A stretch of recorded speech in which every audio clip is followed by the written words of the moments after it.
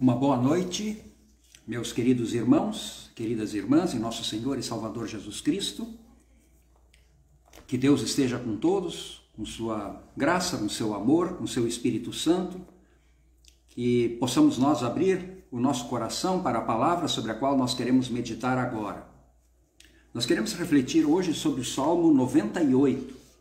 O Salmo 98, que fala da justiça de Deus, o Senhor. E também da nossa atitude diante dela, uma atitude de celebração. Porque a justiça de Deus, ela para todos nós, não foi condenatória. Pelo contrário, em Jesus Cristo, a justiça de Deus foi para cada um de nós salvadora. Porque em Jesus Cristo nós temos o perdão de todas as nossas injustiças e com o perdão recebemos de Deus vida e salvação. Vida para uma nova vida, uma vida comprometida com Ele, comprometida com os objetivos dele para a nossa vida. Em particular, os objetivos dele em relação ao nosso próximo e em relação também ao meio ambiente no qual nós estamos inseridos, a criação dele. Né? Bom, nós vamos ler o Salmo e rapidinhos vamos fazer algumas reflexões sobre esse Salmo 98. Cantai ao Senhor um cântico novo, porque Ele tem feito maravilhas. A sua destra e o seu braço santo lhe alcançaram a vitória. O Senhor fez notória a sua salvação, manifestou a sua justiça perante os olhos das nações. Lembrou-se da sua misericórdia e da sua fidelidade para com a casa de Israel. Todos os confins da terra viram a salvação do nosso Deus. Celebrai com júbilo ao Senhor todos os confins da terra, aclamai, regozijai-vos e cantai louvores. Cantai com harpa louvores ao Senhor, com harpa e voz de canto, com trombetas ao som de buzinas. Exultai perante o Senhor que é Rei. Ruja o mar, a sua plenitude, o mundo e os que nele habitam. Os rios batam palmas e juntos cantem de júbilo os montes, na presença do Senhor, porque Ele vem julgar a terra e julgará o mundo com justiça e os povos com equidade. Nós sabemos que uma das características das nossas relações humanas refletidas numa estruturação da sociedade e das sociedades, numa relação, digamos assim, de injustiça. Essa é uma característica bastante forte do modus operandi como conduzimos nossa vida, como conduzimos a nossa sociedade, como as nações conduzem umas às outras. As injustiças, elas se refletem, evidentemente, nas tragédias que nós presenciamos. Na fome que se multiplica absurdamente, 2 bilhões de pessoas, segundo dados da ONU, da FAO-ONU, 2 bilhões de pessoas estão em risco alimentar. E em torno de 700 milhões de pessoas subnutridas, que passam fome, enfim, em nosso mundo.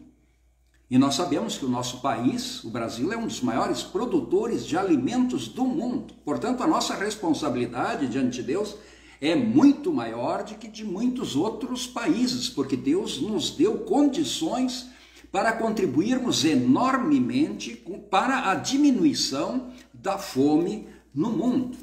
Mas, evidentemente, toda a nossa produção agropecuária, o que está mais por trás dela, evidentemente, é sempre o lucro, é o ganho, a exportação, é o dólar, enfim, são essas coisas que pautam de uma forma prioritária a nossa produção, não as necessidades, digamos assim, das populações que passam fome espalhadas pelo mundo todo. Então nós vivemos uma relação de injustiça. A nossa produção, ela é injusta, né? E a produção de alimentos é injusta, a produção de bens é injusta, enfim, né? Mas Deus, na sua misericórdia, olhou para cada um de nós com amor e aí nos perdoou, e ao nos perdoar nos purificou, e ao nos purificar nos deu a fé junto com tudo isso, a fé que é produtiva, a fé que procura mudanças, procura melhorias. Né? Então, essa é a nova justiça de Deus em Cristo Jesus, em que há uma nova oportunidade para todos nós de mudanças, em primeiro lugar da nossa própria vida, das mudanças através do testemunho de outras pessoas assim que também se convertem à fé, e como um impacto grande precisa ser também algumas mudanças, precisam acontecer também algumas mudanças no nosso relacionamento entre nós e no nosso relacionamento com a natureza, e mudanças também, digamos assim, nas motivações de nossa produção nesse país tão abençoado por Deus, no sentido de potencial produtivo que nós temos. O Salmo 98, ele diz assim: cantai ao Senhor um cântico novo. Um cântico novo. Esse cântico novo, evidentemente, ele tem fundamento na nova justiça de Deus em Cristo Jesus. O canto novo lembra essa justiça que é misericordiosa, essa justiça de Deus que não é olho por olho, dente por dente, essa justiça de Deus que não quer a punição do pecador, mas quer o arrependimento e a mudança. Então, o cântico novo é fundamentado no Evangelho, nessa nova notícia, boa nova, né, da graça e da misericórdia de Deus. O Senhor fez notória a sua salvação, isso é, ele fez conhecida essa mensagem. Ele fez conhecida, utilizando inclusive anjos que foram aos pastores em Belém, nas Campinas, anunciar o nascimento do Messias. Ele fez conhecido isso quando derramou sobre os seus apóstolos, depois que Jesus subiu aos céus, o Espírito Santo, e eles testemunharam corajosamente o Evangelho, fazendo essa boa notícia conhecida ao mundo todo. E Deus também tocou cada um de nós com a responsabilidade de também multiplicar esta notícia grandiosa e graciosa, esta boa nova que nos motiva para novos cantos, que é o Evangelho, que é a graça de Deus, que existe disponível para todos, para que as pessoas mudem, para que as relações entre as pessoas mudem, para que os objetivos do nosso trabalho e de nossa produção mudem também e melhorem e não sejam simplesmente focados no crescimento econômico, focados na riqueza imediata, focados simplesmente no lucro, mas focados também, digamos, nas nossas responsabilidades em relação aos grandes problemas mundiais e também nacionais e locais, que são os problemas relacionados com a pobreza e, em particular, com a fome que tem crescido bastante no nosso país nos últimos anos. Lembrou-se de sua misericórdia e da sua fidelidade para com Israel. Todos os confins da terra viram a salvação de Deus. Então Deus é misericordioso para com Israel e é misericordioso com o seu novo povo, depois o povo daqueles que se uniram como filhos também de Abraão a partir de nosso Senhor e Salvador Jesus Cristo. Bom, e aí além da nossa atitude nova no nosso relacionamento e nos nossos objetivos grandiosos, digamos assim, de buscar o melhor para o nosso povo, para buscar o melhor para as pessoas, não só das que nos rodeiam, mas do nosso país e no mundo todo, né? Nós então cantamos a Deus de júbilo e refletimos isso nas nossas ações. E aí é uma grande festa, deveria ser, o resultado dessa nova justiça de Deus na vida do seu povo. Devia ser uma grande alegria e refletida em celebrações e no canto. Nos instrumentos musicais, cantai com harpa louvores ao Senhor, com harpa, voz de canto, com trombetas, com buzinas, exultai ao Senhor, porque Ele é bom, por causa das suas maravilhas, das coisas que Ele fez. Ele criou o quê? Ele criou o ser humano, todos nós que hoje existimos, e criou também a terra, com todas as coisas, o céu, as estrelas, a lua, né? A nossa atmosfera, o ar, enfim, tudo aquilo que possibilita aqui na terra a vida, né? As plantas, os peixes, as aves, né? Os répteis, os insetos, todos foram criados por Deus.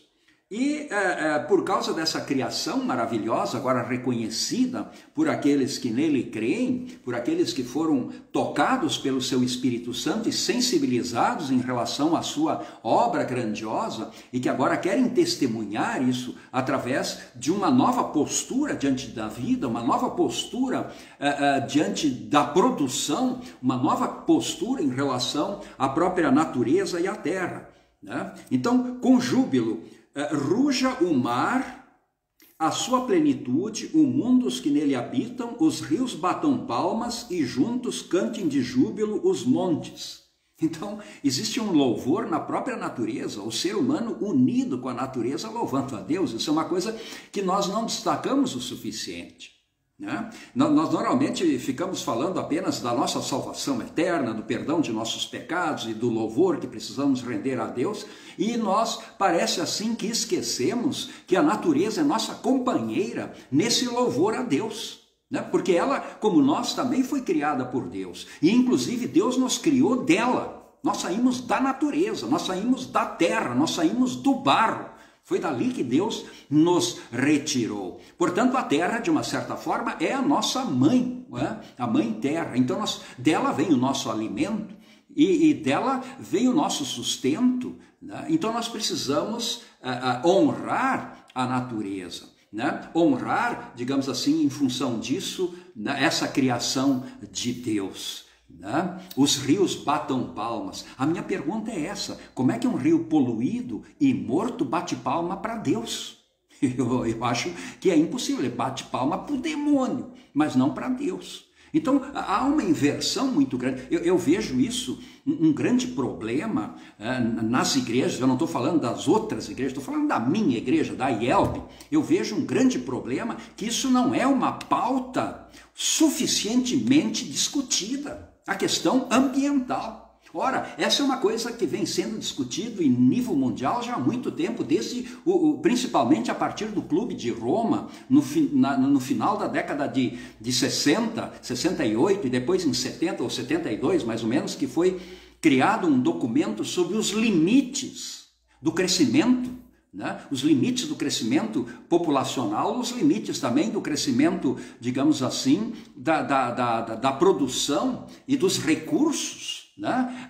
A exploração dos recursos, ela precisa ter limites. Então, há um crescimento populacional bastante grande, né? Há um crescimento, evidentemente, agropecuário bastante grande, mas que não chega, digamos, na mesa como deveria chegar em grande parte da nossa população. Então, a terra, ela tem seus limites, né? Produtivos, não é uma coisa ilimitada. Os recursos são ilimitados, a energia é limitada. Né? Se nós pensarmos, por exemplo, na energia elétrica, se todo mundo numa grande cidade como São Paulo consumir tanta energia elétrica como consomem, em média, as populações mais ricas, né? O sistema entraria em colapso. Então, graças aos pobres que o sistema funciona, graças aos pobres que não têm como consumir mais energia, sobra energia para aqueles que mais têm dinheiro. É como hoje a carne de gado, né, que aumentou absurdamente o seu preço, porque e o combustível também, porque tudo isso é regulado pelo dólar. Então há um aumento bastante grande de preço. E o que é o aumento de preço? O aumento de preço não é aquilo que acontece dentro de casa, quando cai a nossa renda, né? Nós então dividimos melhor as coisas em casa. Né? Certos gastos a gente deixa para lá, né? Para que todos possam ter do pouco que tem o suficiente, né? E ele é muito bem repartido, muito bem cuidado. Quando um pai traz para dentro de casa, ou uma mãe, uma caixa de bombons, ele não vai comer sozinho, né? Não vai dar apenas por um filhinho dele preferido. Ele vai religiosamente repartir entre todos, particularmente quando a situação da família é bastante precária em termos econômicos. Mas não é isso que acontece numa sociedade humana. Não são esses princípios que estão por trás de nossa produção. né? Nós cada vez queremos mais, e quem pode cada vez quer mais e mais, sem limites, e o planeta com tudo isso sofre horrores, né? Ele está sendo exaurido, né? Tem alguns prognósticos de cientistas muito sombrios em relação às futuras gerações, em relação às quais nós deveríamos nos preocupar, né? Mas infelizmente nós não nos preocupamos o suficiente com nossos filhos e nossos netos, né? Nós queremos vida boa para nós hoje e vida boa para os nossos filhos hoje, né? Mas não pensamos na vida que eles vão ter que ter amanhã e depois nossos netos e nossos bisnetos. Portanto, o louvor a Deus, ele é uma celebração que une ser humano e natureza. Isso não sou eu quem está dizendo, isso quem está dizendo é o salmista aqui no Salmo 98, quando ele diz, né, ruja o mar, enquanto o mar ruge e bate as suas ondas nas pedras, né, os rios batem palmas com suas cachoeiras, com seu ruído, enfim, isso é um louvor a Deus. Como a beleza das flores é um louvor a Deus, como a beleza das matas é um louvor a Deus, como o canto dos pássaros é um louvor a Deus, como especialmente o Salmo 100, o Salmo 100 coloca isso, os Salmos adiante também, nós vimos no Salmo 150, o coro de aleluias, o Salmo 148 principalmente, né, sobre o qual nós inclusive já fizemos um estudo, onde todos os seres da terra são convocados para o louvor a Deus. Como um animal que está em extinção pode louvar a Deus, né? Como um rio do tipo Tietê, né, ou Marginal Pinheiros em São Paulo, com aquela poluição, né, pode louvar a Deus naquela situação. Aquilo é um atentado contra o louvor. Isso não seria só um coral desafinado, mas é um coral cantando e de repente no meio das vozes, gritos estranhos e desarticulados, né, desesperados, né, que apavorariam os ouvintes. O nosso grande ouvinte é Deus do nosso louvor. E nós queremos louvar a Deus de forma plena. Então nós queremos louvá-lo também, né, inserindo nas nossas preocupações a questão ambiental. Ela tem que ser uma pauta muito forte na vida de cada um de nós. Ela precisa ser uma pauta muito forte nas nossas congregações. Ela precisa ser uma pauta muito forte nas nossas igrejas. E infelizmente nem sempre tem sido bem assim. Mas enfim, cantai ao Senhor um cântico novo, porque Ele tem feito maravilhas na nossa vida. E a grande maravilha dele, evidentemente, que é a salvação. Mas as maravilhas dele, com salvação, só poderiam ter acontecido depois das maravilhas prévias que ele também realizou, que é a nossa criação. E a nossa criação só foi possível por causa das coisas que ele criou anteriormente. Ele criou a luz, ele criou o sol, ele criou a lua, as estrelas, ele criou a terra, o ar, a umidade, a água, as matas, os pássaros, os animais, os peixes, os insetos, todas as coisas, enfim, para apenas depois de tudo criar o ser humano. Então nós temos um compromisso com esses nossos, digamos assim, antepassados. Nós temos um compromisso assim com nossos antepassados, que eu me refiro à própria terra, que nos gerou, porque foi dela que Deus tirou os elementos básicos para a nossa formação. Pelo menos é assim que está lá bem claro em Gênesis, na criação de Adão, particularmente de Adão e Eva. Bom, louvemos então ao Senhor de todo o nosso coração, de toda a alma, de todo o entendimento, mas também inseridos no nosso contexto, sempre preocupados, né, com o nosso próximo e o ambiente, para que juntos possamos nós sempre louvar a Deus em plenitude, conforme a proposta aqui do Salmo 98. Bom, Deus abençoe a todos e que a graça de nosso Senhor Jesus Cristo, o amor de Deus e a comunhão do Espírito Santo esteja com todos nós, agora e sempre. Amém.